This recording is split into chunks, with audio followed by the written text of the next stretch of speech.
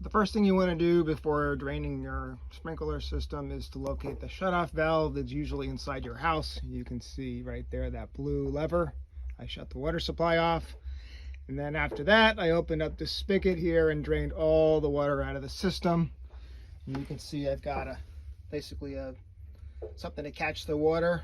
And I'm going to leave it here because when I go outside to do the rest of this, more water might actually come through here. So leave the bucket in place in case more water comes out of there.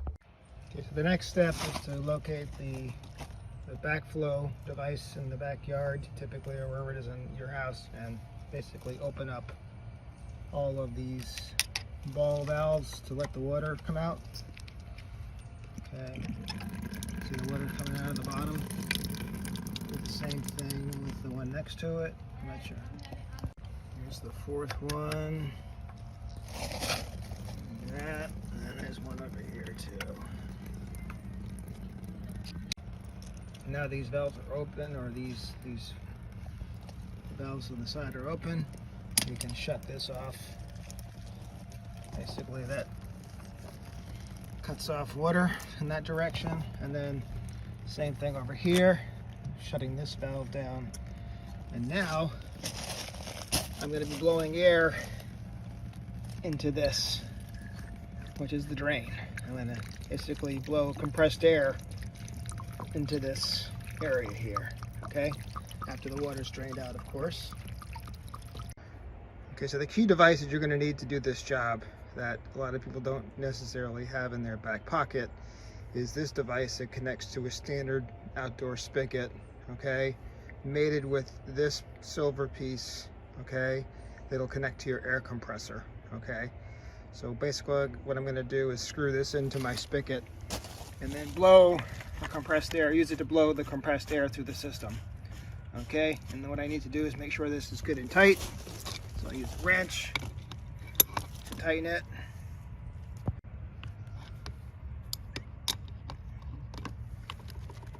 Okay, now your compressor can connect to the end of this device, okay?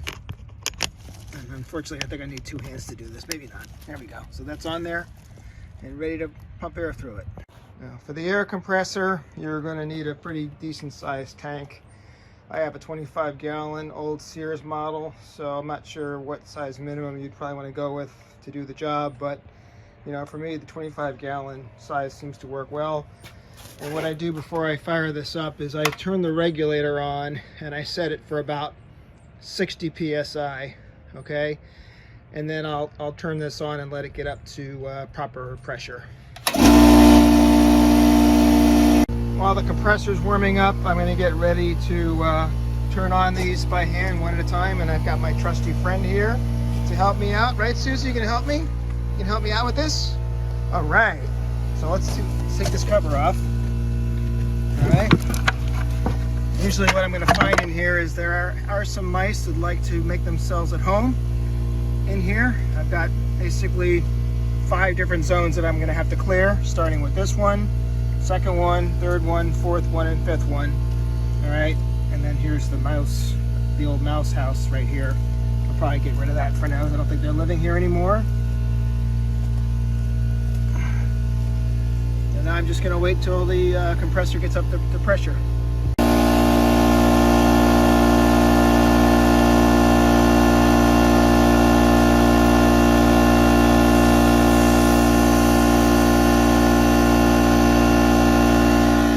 Setting it for about 60 psi, and then I'll wait until the compressor automatically shuts off, and then I can start pushing air through it.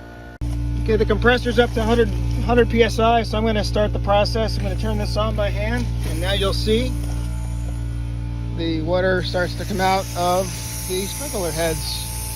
The first one looks like is going to clear pretty quickly. There's already air coming through that one. In fact, I need to fix this one later on because it's at an angle.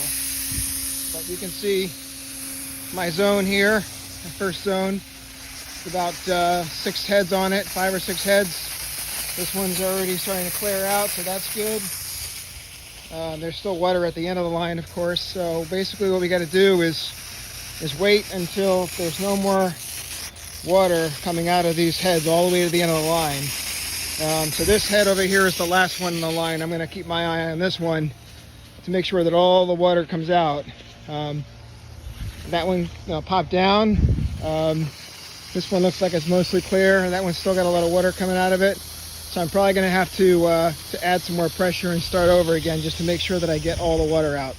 So now I'm in the backyard again. I'm going to shut this down and go check the compressor to see what kind of pressure I have. It's probably all the way dropped down now because I blew it out.